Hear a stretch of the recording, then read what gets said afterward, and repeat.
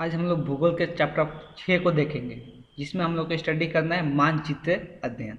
तो मानचित्र होता क्या है? तो हम लोग कोई भी चीज़ का डायग्राम बनाकर हम लोग कुछ चीज़ का निरूपण करते हैं। कहने का मतलब है कि हम लोग को अगर किसी थ्री डायमेंशनल और टू डायमेंशनल, थ्री डायमेंशनल मतलब हम लोग जो घर वगैरह होता है वो क्या होता है कि थ्री डायमेंशनल, हम लोग कोई भी आमने से कोई भी वस्तु को देखते हैं वो हम लोग को थ्री डायमेंशनल दिखाई देता है। लेकिन जब हम उसका डायग्राम बनाते हैं किस कहीं पर भी पेज पर वगैरह पर बोर्ड वगैरह पर, तो हम लोग टू डायमेंशनल में बनाते हैं। तो जो थ्री डायमेंशनल बनाते हैं उसको हम हिंदी में बोलते हैं त्रिविमीय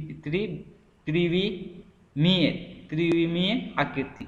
लेकिन जो वही हो गया कि उसका हम लोग आकृति का जब हम बनाते हैं, निरूपण करते हैं अलग अलग तरीका से, तो हम लोग को जैसे शुरू में कैसे कैसे शुरुआत हुआ आकृति को बनाना, कि हम लोग को जो डायग्राम बनाएंगे तो थ्री डायमेंशनल आकृति को, तो थ्री डायमेंशनल हम लोग दिखा तो नहीं सकते हैं किसी भी डायग्राम को पेज वगैरह पर। पेज तो क्या है, टू डायमेंशनल है, तो थ्री डायमेंशनल का आकृति हम लोग नहीं दिखा सकते। तो उसका कैसा क्या तरीका है कि हम लोग उसको पेज पर दिखा सके टू डायमेंशनल में, उसी का अध्ययन इसमें हम लोग करेंगे। तो सबसे पहले दिया हुआ है कि पृथ्वी पर विभिन्न प्रकार के भू आकृति पाई जाती है, अलग अलग प्रकार के भू आकृति है। अब इनमें से कुछ भू आकृतियों का नाम आप जानते हैं। संकवाकार पहाड़ी, जो पहाड़ी हो गया, पठार हो गया, भी आकृति का कोई भी आकृति होता है, आकार की घाटी, जल प्रपात, झील इत्यादि सब प्रमुख है, जो कि इसका हम लोग क्या करेंगे, मानचित्र का इसका अध्ययन करेंगे। इसका मानचित्र हम लोग कैसे ड्रॉ करेंगे, तो इसमें सबसे पहले हम लोग जानेंगे कि उच्चवच निरूपण क्या होता है। तो उच्चवच निरूपण वो विधि होता है जब हम लोग त्रि त्रिनिमीय त्रिनिमीय त्रिमी त्रिबी त्रिविमीय, ठीक है, त्रिविमीय आकृति। जब त्रिविमीय आकृति का मतलब होता है थ्री डायमेंशनल, जो इंग्लिश में बोलते हैं थ्री डायमेंशन, थ्री डी से दिखाते हैं थ्री डायमेंशनल। थ्री डायमेंशनल आकृति को जब एक समतल, एक तो मतलब प्लेन पर जब हम लोग प्रदर्शित करते हैं, उसको दिखाते हैं, तो उसी को हम लोग क्या अब जैसे हम लोग ये घन, पता है कि घन क्या होता है? तो घन को हम लोग, घन ऐसा होता है, तो इसको हम लोग बोलेंगे तो ये क्या होता है, त्रिविमीय आकृति होता है। लेकिन हमको जब पृष्ठ पर एक समतल पर दिखाए तो त्रिविमीय, ये खाली दिखने में लग रहा है कि हाँ त्रिविमीय है, लेकिन हम तो एक समतल पर दिखाए हैं, ठीक है। तो इसी को हम लोग क्या बोलेंगे कि उच्चवच निरूपण बोलेंगे इसको। तो पृथ्वी पर पाई जाने वाले सभी भू आकृति में लंबाई, चौड़ाई, ऊंचाई, अब वही बात हो गया, जो पृथ्वी पर कोई भी भू आकृति पाया जाता है, ठीक है, तो उसका क्या होता है, कुछ लंबाई होता है, कुछ चौड़ाई होता है और कुछ ऊंचाई होता है, तीनों चीज होता है। लेकिन जब भी हम लोग समतल पर बनाते हैं आकृति को, ठीक है, जब पृथ्वी पर जो भी आकृति होता है वो क्या होता है, उसका तीनों होता है, लंबाई, चौड़ाई, ऊंचाई।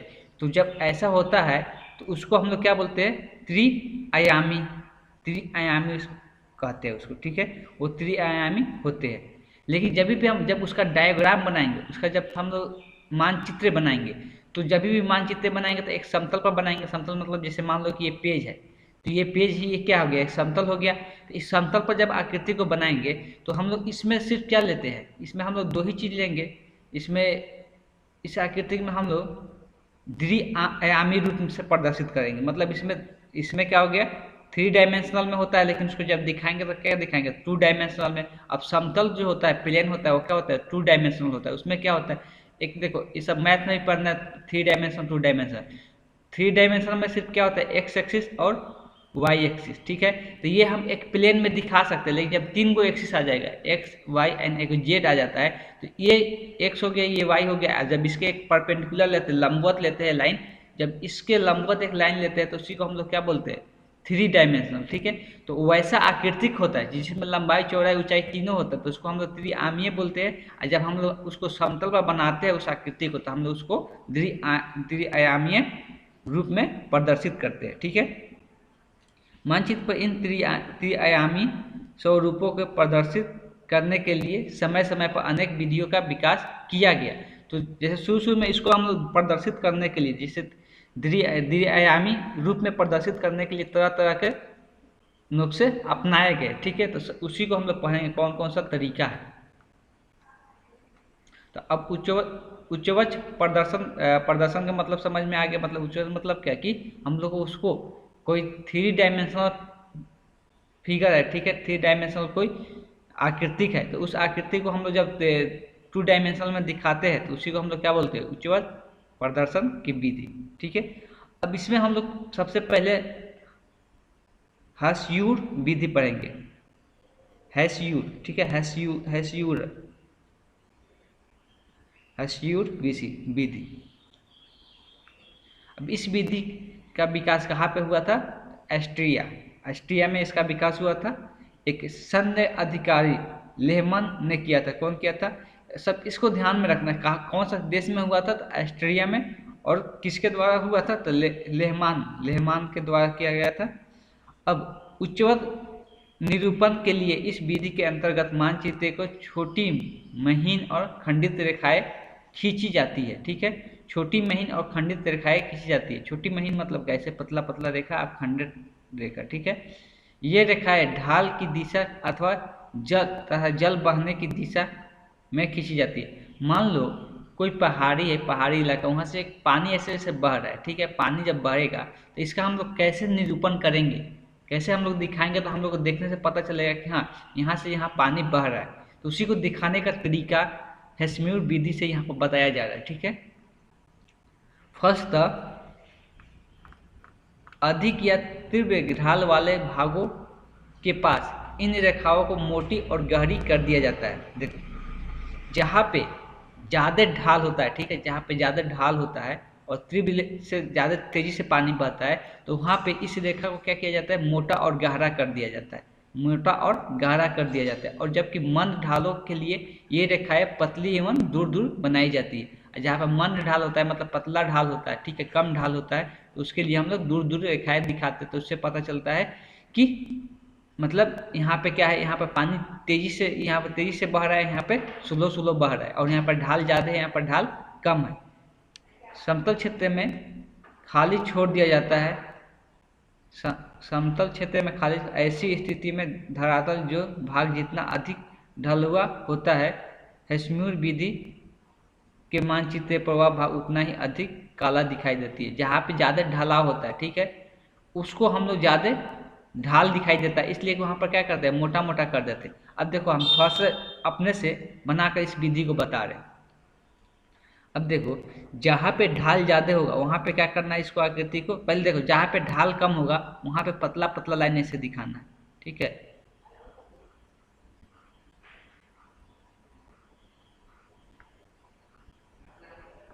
जहाँ पे ढाल ज़्यादा होगा तो अब यहाँ पर दिखा रहे।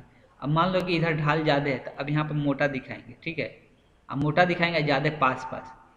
इससे ये देखकर ये पता चलता है कि अगर इसको कोई देखेगा तो ये कहेगा कि यहाँ पे क्या है, ढाल ज़्यादा है और पानी ज़्यादा तेज में बह रहा है। लेकिन इसको कोई देखेगा तो यहाँ पे क्या बोलेगा कि यहाँ पे ढाल कम है और पानी बहुत स्लोली बह रहा है। ठीक है, तो इसी को हम लोग क्या बोलते हैं, इसी विधि को हम लोग बोलते हैं हेस्यूर विधि। ठीक है, हेस्यूर विधि अभी किसके द्वारा बनाया गया था और कौन सा देश बनाया था उसको याद रखना है। ठीक है, तो यही यहाँ पे कह रहा है। लेकिन ये क्या है, मतलब ये ज़्यादा फायदेमंद नहीं रहा, ये नक्शा जो निकाला गया बताने का ये कि ज़्यादा फायदेमंद नहीं है। तो उसके बाद आया पर्वतीय छायाकरण, उसके बाद आया पर्वतीय छायाकरण। इस विधि में क्या है इसको देख लेते हैं। इस विधि के अंतर्गत उच्चवत प्रदर्शन के लिए भू आकृति पर उत्तर पश्चिम के कोने पर ऊपर से प्रकाश पड़ने की कल्पना की जाती है। इसमें जो भी भू आकृति है इसमें मान लिया जाता है कि इसके जो उत्तर पश्चिम वाला कोना है उस पर प्रकाश पड़ रहा है, तो उसके हिसाब से यहाँ पे बनाया जाता है। अब देखो, जहाँ पे प्रकाश पड़ेगा वहाँ पर लाइट ज़्यादा होगा तो वहाँ पर छायापन कम दिखेगा, और यहाँ पे क्या होगा, जहाँ पे लाइट जहाँ पे कम होगा वहाँ पे गहरापन दिखेगा। तो इसी का यूज किया जाता है। यहाँ पर क्या पढ़ लेते हैं, इसके कारण अंधेरे में पड़ने वाले हिस्से का क्या होता है, ढाल को गहरा आभा से भर दिया जाता है। वही हो गया, जो अंधेरा में पड़ जाता है उसको क्या किया जाता है, बहुत गहरा कलर कर दिया जाता है। जबकि जो प्रकाश हद या कम ढाल वाली होती है वो क्या कर देता है, छोड़ दिया जाता है या हल्का फुल्का उसको भरा जाता है। ठीक है, आभा से ये छोड़ भर देते हैं, ठीक है, फिर खाली भी छोड़ सकते हैं, उसको खाली भी छोड़ सकते हैं। तो इसको देखो, हम इसको डायग्राम बनाकर दिखा रहे हैं, इसको यहाँ से हम लोग पर्वतीय छायाकरण सीखेंगे। अब ये बोल रहा है कि जहाँ पे अगर जहाँ पे ढाल कम है, ठीक है, जहाँ पे ढाल कम है वो उसको क्या करना है, प्रकाश के लाइट में रखना है। जहाँ पे ढाल ज़्यादा है उसको अंधेरे में रखना है। तो अंधेरा में रखने का मतलब क्या है, वहाँ पे गहरापन ज़्यादा होगा, मतलब वहाँ पे ज़्यादा हम लोग को दिखेगा, ठीक है। जहाँ पे ढाल कम होगा, जैसे यहाँ पर देखो, जहाँ पे ढाल कम होगा ऐसे ऐसे कलर किया रहेगा, ऐसा इधर बनाते हैं एकदम हल्का हल्का हल्का हल्का, ठीक है। लेकिन मान लो कि अब जहाँ पे ढाल ज़्यादा है उसको दिखाना है तो वो गहरा किया हुआ रहेगा, मतलब पूरा ऐसे कलर किया हुआ रहेगा ये भी, ठीक है। ये पेन है तो इसको हम लोग कलर तो कर नहीं सकते, चलो 1 मिनट ऐसा दिखा सकते हैं। मान लो ऐसे, ये देखो ये कम लाइट वाला है, ठीक है, मतलब यहाँ पे ज़्यादा ये दिखेगा, ज़्यादा नहीं दिखेगा, कहने का मतलब हल्का कलर किया हुआ है। तो यहाँ ये क्या बता रहा है कि यहाँ पे ढाल कम है, ठीक है, और इसी को हम गहरा करेंगे, ठीक है, गहरा कलर से हम लोग इसको करेंगे जैसे ऐसे। तो ये क्या हो गया, ज़्यादा दिखाई दे रहा है हम लोग को, तो ये ज़्यादा गहरा कलर हो गया। तो ये क्या बताएगा, तो ये बता रहा है कि यहाँ पे ढाल ज़्यादा है, ठीक है, और यहाँ पे ढाल कम है। तो जो गहरा कलर, जैसे डायग्राम में यहाँ देख सकते हैं हम लोग, डायग्राम में देखो यहाँ पे क्या है, बहुत लाइटिंग दिखा रहा है, यहाँ पे बहुत डार्क दिखाई दे रहा है। तो जहाँ पे ज़्यादा डार्क दिखाई देगा यहाँ पे क्या बताया जाएगा कि ढाल ज़्यादा है, यहाँ पे ढाल कम है। इसी से इसको हम लोग समझते हैं। अब ये कुछ 2 प्रकार थे। अब हम लोग तल चिन्ह के बारे में पढ़ेंगे। तल चिन्ह क्या होता है, तो वास्तविक सर्वेक्षण के द्वारा भविनों, पुलों, खंभों, पत्थरों जैसे अस्थायी वस्तुओं के समुद्र तल से मापी जाती है। देखो कोई भी चीज़ होता है, हम लोग किसी चीज़ का ऊंचाई मापते हैं, तो ऊंचाई कैसे मापते हैं, जो समुद्र के तल होता है, समुद्र के तल मतलब समुद्र के जो किनारे वाला पार्ट होता है, समुद्र के जो किनारे वाला पार्ट होता है, हम लोग किसी चीज़ का ऊंचाई वहाँ से बताते हैं। जैसे इंटरनेट पर सर्च करेंगे कि इस पहाड़ का ऊंचाई कितना है, तो उसका ऊंचाई किसके हिसाब से बताएगा, ठीक है, किसके हिसाब से बताया जाएगा, तो जो समुद्र का तल होगा, जो समुद्र का तल होगा उसके हिसाब से उसका ऊंचाई बताया जाता है, ठीक है। तो इसी चीज़ को यहाँ पे लिखा हुआ है कि कोई भी खंबा हो, पुल हो, उसका तो उसका ऊंचाई कैसे बताएंगे, जो समुद्र का तल होता है उस वहाँ से माप के उसका ऊंचाई बताया जाता है, ठीक है, उसका ऊंचाई प्रदर्शित किया जाता है। और वही ऊंचाई को हम लोग क्या बोलते हैं, तल चिन्ह कहा जाता है। उसी ऊंचाई को क्या बोलते हैं, तल चिन्ह कहा जाता है। मानचित्र पर ऐसी ऊंचाई को प्रदर्शित करने के लिए ऊंचाई फीट में या मीटर में बताया जाता है, या अलग इकाई में भी लिखा जाता है। तो अगर कोई ऊंचाई बताएंगे कोई भी मानचित्र का, तो उसको हम लोग फीट में बताएंगे या मीटर में बताएंगे, या अलग कोई इकाई यूज कर सकते हैं। तो अब ये चीज़ को हमेशा ध्यान में रखना है, कभी भी कोई चीज़ का ऊंचाई बताया जाता है कि इस बिल्डिंग का ऊंचाई इतना है, चाहे हम लोग बोलते हैं कि इस पहाड़ का ऊंचाई इतना है, तो उस पहाड़ का ऊंचाई हम लोग कैसे बताते हैं, जो समुद्र तल होता है, समुद्र तल का जो किनारा होता है, ठीक है, उसी से उसका ऊंचाई माप के बताया जाता है कि इसका ऊंचाई इतना है। अब स्थानिक ऊंचाई, अब स्थानिक ऊंचाई क्या होता है, तो तल चिन्ह की सहायता से स्थान विशेष मापी जाती है, तो स्थानिक ऊंचाई कहलाता है, ठीक है। इस विधि को बिंदुओं द्वारा मानचित्र में विभिन्न स्थानों पर ऊंचाई संख्या दिखाई। अब देखो स्थानिक ऊंचाई क्या होता है, तो जो हम लोग तल चिन्ह पढ़ेगा, तल चिन्ह क्या होता है, कोई भी चीज़ का ऊंचाई को माप कर बताया जाता है, ठीक है। तो स्थानिक में ऊंचाई में क्या किया जाता है कि अब कोई चीज़ का ऊंचाई बताना है, बहुत सारी चीज़ का, तो यहाँ देखो कैसे दिखाया गया, यहाँ पर बिंदु देखकर मान लो कि यहाँ पर कोई बिल्डिंग है, तो यहाँ पर कोई बिल्डिंग है या कोई पहाड़ है, तो पहाड़ के लिए यहाँ पर एक बिंदु दे दिए, ठीक है। इस बिंदु के पास यहाँ पर लिख दिए 1102, इसका मतलब क्या है, 1102 लिख दिए यहाँ, इसका मतलब ये है कि ये मीटर में दिया हुआ है, ठीक है। तो इस यहाँ पे जो ये पहाड़ है, इस पहाड़ का ऊंचाई दिया हुआ है 1102 फीट, 1102 मीटर, ठीक है। तो इसको ऐसे दिखाने का तरीका को हम लोग क्या बोलते हैं, स्थानिक ऊंचाई, स्थानिक ऊंचाई।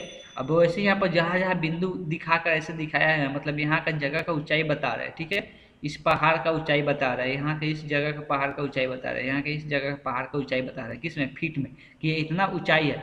अब हम लोग को तो ऊंचाई को दिखाना है, तो ऐसे हम लोग देख लिख दिया, तो ऐसे लिख दिया डायग्राम में, तो हम लोग को समझ जाना चाहिए कि यहाँ पर बिंदु देकर लिखा हुआ है, मतलब यहाँ का ऊंचाई बता रहा है।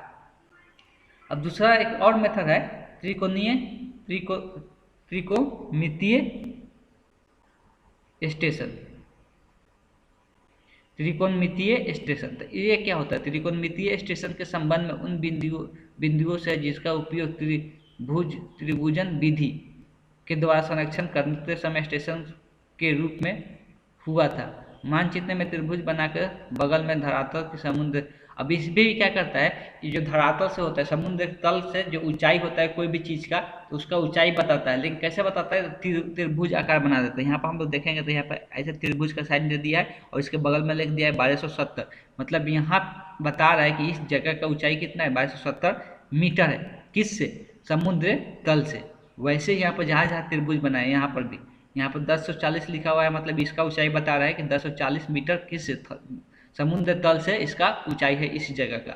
ठीक है, तो इसको ऐसे दिखाने का तरीका है। तो स्थानिक ऊंचाई को डॉट से दिखाते हैं और त्रिकोणमितीय ऊंचाई को त्रिभुज से दिखाते हैं। ठीक है,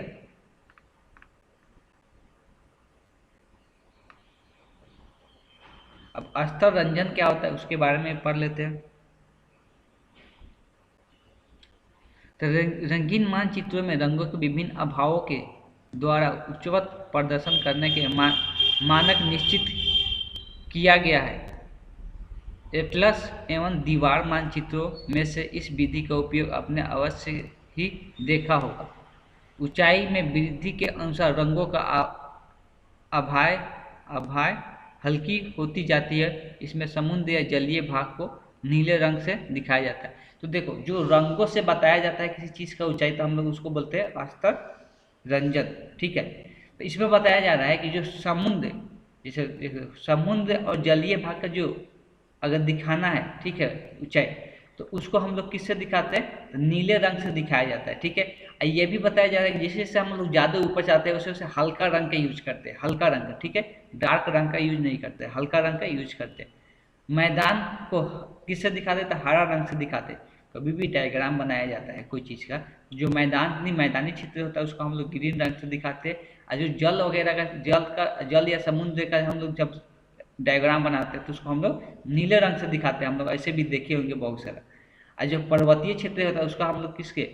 बादामी हल्का कत्थक रंग से दिखाया जाता है। तो इसको भी याद रखना है, पर्वतीय क्षेत्र को कौन सा रंग से दिखाते हैं और मैदानी क्षेत्र को कौन सा रंग से दिखाते हैं और जलीय क्षेत्र को कौन सा रंग से दिखाते हैं। जबकि बर्फीले क्षेत्र को किस किस रंग से दिखाते हैं? तो सफेद रंग से दिखाया जाता है।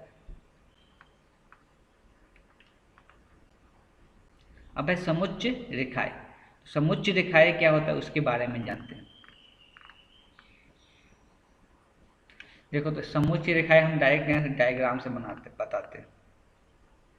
अब देखो, कोई भी पहाड़ है या पर्वत है, मान लो ये पहाड़ है, ठीक है। इस पहाड़ का हम लोग को क्या करना है कि इसका ऊंचाई के बारे में बताना है कि यहाँ पर ऊंचाई कितना है, यहाँ पर ऊंचाई कितना है, यहाँ पर ऊंचाई कितना है, यहाँ पर ऊंचाई कितना है, यहाँ पर ऊंचाई कितना है। तो करते क्या है कि सर्कल से दिखाते हैं। ठीक है, कहने का मतलब देखो, अब यहाँ पर यहाँ सर्कल ऐसे ड्रॉ करेंगे, यहाँ पे, तो यहाँ पर क्या होगा? छोटा सर्कल ड्रॉ होगा, मतलब वृत्त। कहने का मतलब अगर यहाँ पर वृत्त ड्रॉ करेंगे तो थोड़ा बड़ा वृत्त ड्रॉ होगा, और यहाँ जितना नीचे चले जाएंगे उतना क्या होगा? उतना बड़ा वृत्त ड्रॉ होगा। तो यहाँ पर इसी वृत्त को यहाँ पर ड्रॉ करके दिखाया गया है। देखो, सबसे ऊपर वाला इस पार्ट का वृत्त को यहाँ दिखाया गया है। तो यहाँ पर क्या हो? छोटा वृत्त बना, एक वृत्त का आकृतिक बन रहा है ना, तो वृत्त जैसा आकृतिक बन रहा है। तो यहाँ पर एक वृत्त जैसा आकृति को दिखा दिए। अब यहाँ पर दिखा के यहाँ पर लिख दिए 400 मीटर। इसका मतलब क्या है कि यहाँ पर ऊंचाई कितना है? यहाँ पर ऊंचाई, इस पहाड़ की, इस पर्वत का ऊंचाई कितना है? 400 मीटर है। कहाँ से? समुद्र तल से। वैसे अब सेकेंड वाला का यहाँ पे देखो, इसे वाला वृत्त का डायग्राम यहाँ पे बनाया गया है, ये वाला। तो ऐसे हम डायरेक्ट ऐसे वृत्त बनाकर यहाँ पर लिख देंगे 300 मीटर। तो इसका मतलब क्या बता रहा है कि ये इसका यहाँ का ऊंचाई कितना है? 300 मीटर है। किससे? समुद्र तल से। वैसे ही यहाँ पे है। तो देखो, जैसे जैसे नीचे की तरफ जा रहे हैं, तो जैसे जैसे बाहर की तरफ आ रहे हैं, क्या हो रहा है कि वृत्त बड़ा बनते जा रहा है, लेकिन वृत्त बड़ा बन रहा है लेकिन हाइट ऊंचाई क्या हो रहा है, छोटा होते जा रहा है। वृत्त तो बड़ा बन रहा है लेकिन ऊंचाई क्या हो रहा है, छोटा होते जा रहा है। तो ऐसे नीचे जाएंगे, नीचे वाला ये वाला क्षेत्र हो गया, ठीक है। नीचे वाला ये वाला क्षेत्र हो गया तो इसका ऊंचाई तो कम ही होगा ना, तो वृत्त तो बड़ा बड़ा लेकिन ऊंचाई क्या होगा, कम होगा। वैसे ही और नीचे जाएंगे तो वृत्त और बड़ा बनेगा लेकिन ऊंचाई कम होगा। तो वही यहाँ पर ऊंचाई को ऐसे दिखाने का तरीका है। तो अब डायरेक्ट क्या होगा, अब डायरेक्ट होगा क्या कि हम लोग को डायरेक्ट ये पहाड़ नहीं देके ऐसे डायग्राम दिया रहेगा। यहाँ पर ऐसे वृत्त बना देगा, वृत्त बना के यहाँ पर लिख देगा 400 मीटर। फिर बाहर वाला एक वृत्त बनाएगा, फिर यहाँ पर लिखेगा 300 मीटर। फिर एक और बाहर में वृत्त बना देगा, यहाँ पर लिखेगा 200 मीटर। तो कहने का मतलब है कि इसको हम लोग देख कर पहचान जाना होगा कि ये जो ऊपर वाला पार्ट है पहाड़ का, पर्वत का, जो ये ऊपर वाला पार्ट है ये 400 मीटर ऊंचाई पे है। उसके बाद उसके नीचे वाला पार्ट है जो कि 300 मीटर की ऊंचाई पे है। फिर उसके बाद उसके नीचे वाला पार्ट है जो कि 200 मीटर की ऊंचाई पे है। तो इससे हम लोग डायग्राम से देख कर पहचान जाना होगा कि ये दिया क्या है, ठीक है। तो इसी को हम लोग इस तरह का से जो हम लोग रेखा खींचते हैं, इसी को हम लोग क्या बोलते हैं, समोच्च रेखाओं पर विभिन्न भू आकृतियों का प्रदर्शन। इसी को हम लोग बोलते हैं, यहाँ पे जैसे दिया हुआ है समोच्च रेखाएं, तो समोच्च रेखाएं इसी को हम लोग बोलते हैं, जो ये वृत्त जैसा रेखा खींच रहे हैं, ठीक है, इसी को हम लोग बोलते हैं समोच्च रेखाएं। इसी बात को ध्यान में रखना है। और इसको हम लोग ऐसे निरूपण करते हैं, कोई भी पहाड़ क्षेत्र की ऊंचाई बताना है तो ऐसे दिखाते हैं। तो इसी चीज़ को यहाँ पर लिखा हुआ है सेंटेंस बनाकर, ठीक है, उसी चीज़ को हम बता दिए। अब देखो ये क्या था कि ये पूरा गोल नहीं था, ठीक है। तो इसीलिए यहाँ पर जो वृत्त बन रहा था, ये पूरा वृत्त बन रहा था, गोल गोल वृत्त नहीं बन रहा था ना, ऐसे बन रहा था, ठीक है, इस तरह से बन रहा था। मतलब हम लोग बोल सकते हैं ये कैसा शेप होता है, तो थोड़ा इलिप्टिकल टाइप का शेप होता है, जो कि आगे हम लोग इस डायग्राम के बारे में पढ़ना कि इलिप्टिकल शेप क्या होता है। तो ये क्या होता है, ये पूरी तरह से वृत्त नहीं बन रहा था, ठीक है। तो इस बात को भी ध्यान रखना है कि जब ये ऐसा चित्र रहेगा तो पूरी तरह से वृत्त नहीं बनेगा। अब देखो यहाँ पे क्या होगा, जब पर्वत जो होता है तो यहाँ पे अब अलग अलग पार्ट पढ़ेंगे, पर्वत पठार। जो पर्वत होता है वो क्या होता है, पूरा ऐसे खड़ा होता है, क्या होता है, पूरा खड़ा टाइप का होता है। मतलब कहने का मतलब देखो यहाँ पे ऐसे है, पर्वत क्या है, पूरा खड़ा है। पठार कैसा होता है, ऊपर में भी समतल रहता है, ऊपर में क्या है, यहाँ पे समतल बनाया हुआ है, तो ऊपर में भी समतल है, नीचे में भी समतल होता है, बीच में ऐसे रहता है। लेकिन जो पर्वत होता है वो क्या होता है, पूरी तरह से खड़ा रहता है, ठीक है, ऐसे। तो अब देखो जब इसका हम लोग को हाइट बताना है तो हाइट कैसे बताएंगे, ऊंचाई कैसे बताएंगे। तो मान लो कि यहाँ का ऊंचाई बताना है, यहाँ का, तो यहाँ पर एक क्या करेंगे, वृत्त ड्रॉ कर देंगे। यहाँ का ऊंचाई बताना है तो यहाँ पर एक वृत्त ड्रॉ कर देंगे और यहाँ से ऐसे निरूपण कर देंगे, ऐसे दिखा देंगे। जैसे यहाँ पर सबसे छोटा वृत्त यहाँ पर बनाए तो यहाँ पर कितना सबसे ज़्यादा ऊंचाई होगा, उसके बाद जो वृत्त बनाए उसका ऊंचाई थोड़ा सा इससे कम होगा, और फिर इसके बाद जो वृत्त बनाए उसका ऊंचाई थोड़ा सा और कम होगा। जैसे जैसे नीचे जाएंगे वैसे वैसे ऊंचाई घटते जाएगा। इसी का हम लोग पर्वत का निरूपण किए किस तरह से, तो अभी जो हम लोग समोच्च रेखाएं प्रदर्शित करके जो सीखे उसी तरीका से पर्वत का हम लोग दिखा दिए।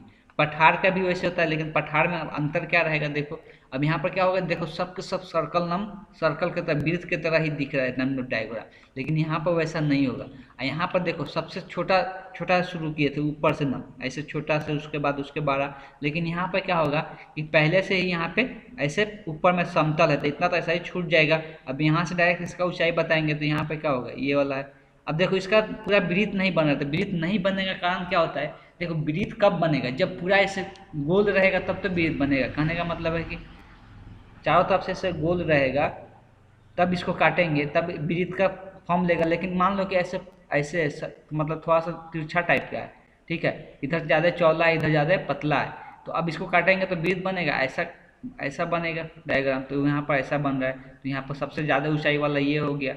उसके बाद उसके बाहर जो वृत्त बनाएंगे वो ज़्यादा, वो कम ऊंचाई पर होगा, उससे बाहर बनाएंगे तो और कम ऊंचाई पर होगा। तो ऐसे बनते जाता है पठार के बारे में। अब दूसरा है जल प्रपात, ठीक है। जल प्रपात क्या होता है, तो जल प्रपात उसको बोलते हैं जब हम लोग पहाड़ पर से जब पानी गिरते हुए नजर आता है ना, जैसे झील है, झील तो नहीं बोल सकते, क्या बोलेंगे, वाटरफॉल, वाटरफॉल जो होता है, होता क्या है कि मान लो कि ऐसे यहाँ पर पहाड़ बना हुआ है, ऐसे पहाड़ है, होता क्या है, ऐसे मान लो कि ऐसे पहाड़ है, तो इधर से पानी आता है, ठीक है, पानी ऐसे गिरते रहता है इस पर से ऊपर से नीचे की तरफ ऐसे, ठीक है। अब ऐसे पहाड़ है, ऊपर से नीचे की तरफ पानी गिर रहा है, हमको उसका ऊंचाई बताना है कि यहाँ पर ऊंचाई कितना है, यहाँ पर ऊंचाई कितना है, यहाँ पर ऊंचाई कितना है और यहाँ पर ऊंचाई कितना है। तो ऐसे हम लोग को इसको ऊंचाई बताना है, ठीक है। तो वैसे यहाँ पर देखो पहाड़ दिया हुआ है ऐसे, और यहाँ से पानी ऐसे गिर रहा है, ठीक है। तो इसको हम लोग बोलते हैं जल प्रपात। अब जब इसका ऊंचाई बताना है तो सबसे जो ऊपर वाला ऊंचाई होगा, देखो ऐसे दिखाना होगा, ऐसे। फिर उसके बाद ये और थोड़ा बड़ा होते जाएगा, इसके बाद थोड़ा सा और बड़ा होते जाएगा, इसके बाद थोड़ा और बड़ा होते जाएगा, ऐसे होते जाएगा, ठीक है। तो ऐसे दिखाएंगे ऊंचाई को, और साथ में इसका ऊंचाई लिखते जाएंगे। तो सबसे जो ये छोटा वाला बनाए हैं इसका ऊंचाई ज़्यादा होगा, इसलिए कि इसको यहाँ वाला दिखा रहा है तो यहाँ पर ऊंचाई ज़्यादा होगा। फिर इसके बाद वाला ये है तो यहाँ का दिखा रहा है, तो यहाँ का ऊंचाई थोड़ा कम हो जाएगा। जैसे जैसे आगे बढ़ेंगे ऊंचाई कम होते जाएगा, तो फिर यहाँ जाएंगे तो और ऊंचाई कम होते जाएगा। तो ये तो फिगर क्या जो आकृतिक बन रहा है, ये तो बड़ा होते जा रहा है, लेकिन ऊंचाई कम होते जा रहा है। तो ऐसे इसको ऊंचाई को हम लोग दिखाते हैं। तो कहने का मतलब है कि जब जल प्रपात कहीं पर दिया रहेगा तो उसका ऊंचाई ऐसे दिखाया जाएगा, ठीक है। डायग्राम में ऐसे ऊंचाई दिखाया जाएगा, तो हम लोग को देख कर समझ जाना होगा कि कैसे किस टाइप से मानचित्र दिया हुआ है और किसका मानचित्र दिया हुआ है। वैसे यहाँ पर जब ऐसा मानचित्र देगा हम लोग को देख कर समझ जाना होगा किसका मानचित्र दिया हुआ है, तो पठार का मानचित्र दिया हुआ, ठीक है। वैसे यहाँ पर्वत का जब ऐसे दिया रहेगा तो हम लोग देख कर समझ जाना होगा कि ये पर्वत का मानचित्र दिया है। अब ये है लास्ट, ठीक है। लास्ट में क्या है, भी आकार की घाटी। कोई कोई ऐसा आकृति रहता है, ठीक है, भी आकार का, इस टाइप का, तो भी टाइप का बना हुआ है, ऐसा घाटी जब रहेगा तो इसका हम लोग ऊंचाई कैसे दिखाते हैं। तो इसका ऊंचाई दिखाने का तरीका क्या है, ये बनता पहले कैसे था उसका भी बारे में यहाँ पर दिया हुआ है। घाटी का निर्माण नदी द्वारा होता है, ये नदी के द्वारा होता है। मान लो कि ऐसा है, ऐसा है, तो बीच से क्या होता है कि ऐसे नदी निकल जाता है, इसीलिए हम बीच में खाल होता है, ऊपर नीचे ऊंचा हो जाता है, तो ऐसे क्या होता है भी टाइप का हो जाता है, जो कि लेटर होता है भी टाइप का। जब इसका ऊंचाई जब बताते हैं ना तो क्या करते हैं कि उल्टा भी को पलट देते हैं, कहने का मतलब ऐसे कर देते हैं। जब यहाँ का ऊंचाई बताना है, यहाँ का ऊंचाई बताना है तो यहाँ पर ऐसे दिखाएंगे, जैसे जैसे आगे बढ़ते जाएंगे यहाँ, फिर इसको ऐसे दिखाएंगे, फिर जैसे यहाँ पर आगे बढ़े इसको ऐसे दिखाते जाएंगे, तो ये भी क्या हो गया, पलट गया। तो कहने का मतलब है जब यहाँ का दिखाएंगे तो यहाँ पर देखो भी कैसा बना है, छोटा भी बना है, तो यहाँ पे क्या होगा, हाइट कम होगा। हमको देखने से भी पता चल रहा है कि यहाँ पे क्या होगा, हाइट कम होगा। और जैसे ऊपर बढ़ेंगे यहाँ पे, तो यहाँ पर क्या होगा, ऊंचाई ज़्यादा होगा, तो यहाँ पर क्या होगा, 12 भी बन रहा है। जैसे जैसे 12 भी होते जा रहा है ऊंचाई 12 हो जा रहा है। और में क्या हो रहा था कि ऊंचाई बढ़ने से आकृति क्या हो रहा था, छोटा हो रहा था, लेकिन इसमें ऊंचाई बढ़ने से क्या हो रहा है, आकृति बड़ा हो रहा है। इसको भी रिवर्स में याद रखना है। जो भी आकार का आकृतिक हम लोग जब बनाते हैं उसका हम लोग ऊंचाई को दिखाते हैं, तो ये क्या होता है, हाइट बढ़ने से, ऊंचाई बढ़ने से इसका आकृतिक भी बड़ा होते जाता है, ठीक है। इसके बारे में हम लोग बस इतना ही जानना था मानचित्र में, कि कोई भी चीज़ का मानचित्र पर हम लोग कैसे निरूपण करेंगे, कैसे दिखाएंगे, ठीक है। तो उसी के बारे में जानना था, इसमें खास कुछ था नहीं। तो यहाँ पर ये चैप्टर खत्म हुआ। फिर हम लोग भूगोल का खंड ख पढ़ना है, ठीक है। उसमें भी 6 चैप्टर है, लेकिन उसमें छोटा छोटा चैप्टर है तो ज़्यादा टाइम नहीं लगेगा खत्म होने में। तो उसको हम लोग फिर से नेक्स्ट वीडियो में पढ़ेंगे। Thank you.